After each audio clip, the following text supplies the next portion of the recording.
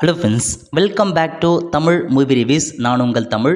இன்றைக்கி நம்ம 2018 மலையாளத்தில் வெளியான ஸ்கூல் டைரி படத்தோட திரை விமர்சனம் பற்றி தான் பார்க்க போகிறோம். இந்த படம் தமிழ் டப் பண்ணி இப்போ தந்தியோன் யூடியூப் சேனலில் கொடுத்துருக்காங்க, பார்த்து என்ஜாய் பண்ணுங்கள். இந்த படத்தோட ஷார்ட் ஸ்டோரி என்ன அப்படின்னு பார்த்தீங்கன்னா, இது ஒரு ஸ்கூல் லைஃப்க்கான ஒரு ஸ்டோரியாக உருவாக்கியிருக்காங்க. இந்த படத்தோட முக்கிய கதாபாத்திரம் அர்ச்சா அப்படின்ற ஒரு பொண்ணு இருக்குது. இது 12th ஸ்டூடெண்ட்டுக்கான கதையாக கொண்டு போயிருக்காங்க. மொத்தமாக ஒரு 7 பேர் தான் அந்த ஸ்டோரியிலே இருப்பாங்க. அதாவது அர்ச்சா அப்படின்ற பொண்ணு பார்த்தோம் ரொம்ப டேலண்ட்டாக இருப்பாங்க. அவங்க பார்த்தீங்கன்னா இந்த உயிரெழுத்துக்கள் மூலமாக கவிதையை கிரியேட் பண்ணி இந்தியாவுக்கே தமிழில் ஒரு பெருமை சேர்ப்பாங்க. அந்த உயிரெழுத்துக்களுக்கான கவிதையை அவங்களுடைய ஃபஸ்ட் ஸ்டாண்டர்ட் புக்லேயும் பார்த்தா இடம்பெறும். இதை பார்த்தா ஒரு ஸ்டார்டிங் சொல்லுவாங்க. அதுக்கப்புறம் இந்த பொண்ணு பார்த்தா திரும்ப ஒரு ஐடியா கிரியேட் பண்ணுவாங்க. எந்த மாதிரி ஐடியா?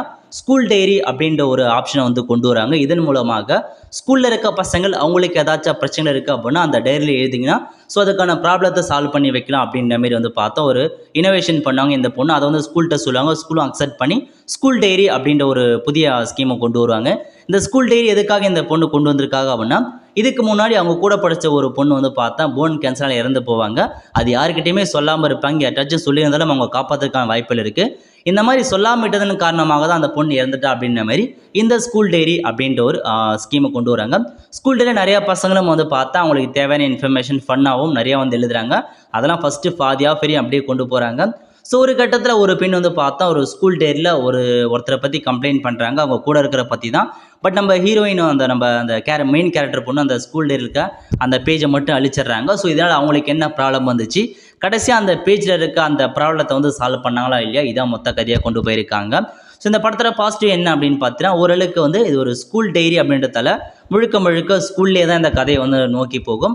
பாசிட்டிவ் பொறுத்த வரைக்கும் வேறு எங்கேயுமே இல்லைங்க. ஏன்னா பார்த்தா இது அந்த படத்தை பார்த்துட்டு ஒரு ஷார்ட் ஃபிலிம் பார்க்குற ரேஞ்சில் அளவுக்கு அந்த சில மற்றபடி எதுவுமே இல்லை. காமெடிஸும் அவ்வளோ ஒர்க் அவுட் ஆகல. இந்த படத்தை பொறுத்த வரைக்கும் கதையே எதுவுமே இல்லை. ஜஸ்ட் அந்த ஸ்கூல் டைரி அப்படின்ற ஒரு டாப்பிக்கை மட்டுமே வச்சு ஸ்கூல் டைரியில் என்னென்ன எழுதுறாங்க அதே நல்லா காமெடியாக கொண்டு போயிடலாம். மல்லுது ஏதாச்சும் ஒரு சின்சியரான ஒரு கதையாக இருந்தால் கூட ஸ்கூல் டைரியில் எழுதி வச்சு அது நம்ம கதையாக கொண்டு போயிருந்தாலும் நல்லா இருந்திருக்கும். அந்த ஸ்கூல் டைரியில் எதுனா கதையும் முக்கியமான கதை தான். அதையும் பார்த்தா ஒரு லாஸ்ட்டு கிளைமேக்ஸ் வரையும் அதையே கொண்டு போயிருப்பாங்க. கண்டிப்பாக இது பார்த்தா ஒரு பூரான ஃபில்ம்னே சொல்லலாம். அந்தளவுக்கு ஒன்று என்கேஜ்மெண்ட்டாக இல்லைங்க படம். ஒரு டீசென்ட் வாட்சல் மூவினை தவிர அந்தளவுக்கு ஹோலாம் கிடையாது.